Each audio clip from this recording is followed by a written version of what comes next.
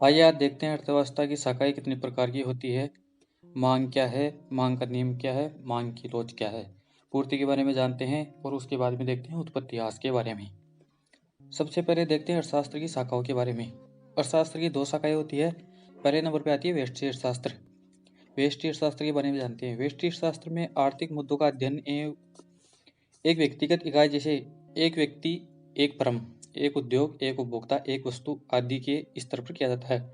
मतलब इसको micro economics भी कहते हैं और इसके अंदर छोटे क्षेत्र का अध्ययन किया जाता है। इसके अंतर्गत सामान्यतः यह अध्ययन किया जाता है कि वस्तुओं एवं सेवाओं के मूल्य का निर्धारण कैसे किया जाता है, इसलिए व्यष्टि अर्थशास्त्र को कीमत का सिद्धांत भी कहा जाता है।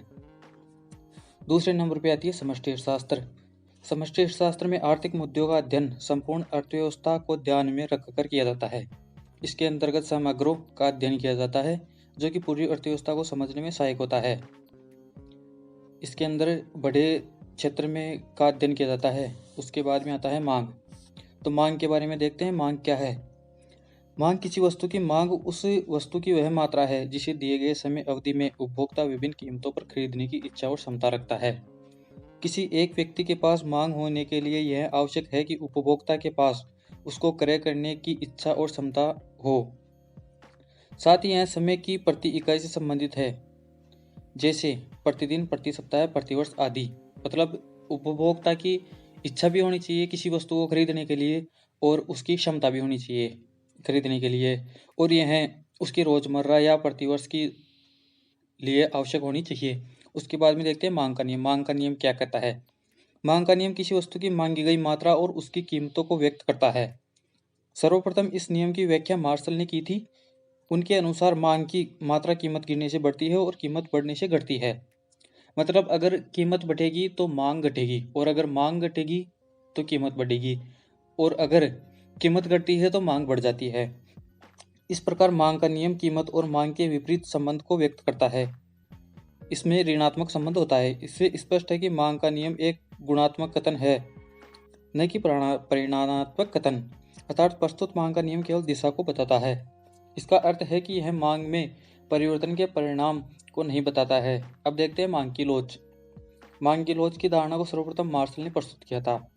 मांग की लोच कीमत में होने वाले अनुपातिक परिवर्तन के कारण मांगी गई वस्तु की मात्रा के अनुपातिक परिवर्तन के अनुपात को कहते हैं। मांग की लोच तीन प्रकार की होती है: मांग की कीमत लोच, मांग की आय लोच, मांग की पूर्ति लोच।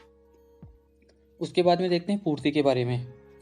पूर्ति क्या है इसके बारे में जानते हैं। पूर्ति शब्द का अर्थ किसी वस्तु की उस मात्रा से लगाया जाता है जिसे कोई विक्रेता एक निश्चित समय तथा एक निश्चित कीमत पर बाजार में बेचने के लिए तैयार रहते हैं। उदाहरण के लिए यदि यह कहा जाए कि बाजार में गेहूं की पूर्ति 1000 क्विंटल है तो यह कथन उचित नहीं है, क्योंकि इसमें गेहूं की कीमत एक समय का उल्लेख नहीं किया गया है। किंतु यदि इसी बात को इस प्रकार कहा जाए कि आज बाजार में 250 रुपये प्रति क्विंटल की कीमत पर 1000 क्विंटल गेहूं की पूर्ति है, तो यह कथन ठीक है। अतः स्पष्ट है कि पूर्ति के लिए निश्चित समय तथा एक निश्चित मूल्य को बताना आवश्यक होता है। इसके अंदर उस समय को बताना आवश्यक होता है जिस समय में किसी चीज की, किसी वस्तु की पूर्ति किस स्तर पर है। पूर्ति के लिए किसी भी वस्तु की कीमत समय के अनुसार घटती बढ़ती रहती है। उसके बाद में देखते हैं उत्पत्ति ह्रास के नियम। इसमें पहले नंबर पर आता है कुल उत्पादकता। कुल उत्पादकता किसी परिवर्तनशील साधन की परिवर्तनशील इकाई के अन्य स्तर साधन इकाइयों के साथ प्रयोग करने से जो उत्पादन प्राप्त होता है उसे कुल उत्पादकता कहते हैं।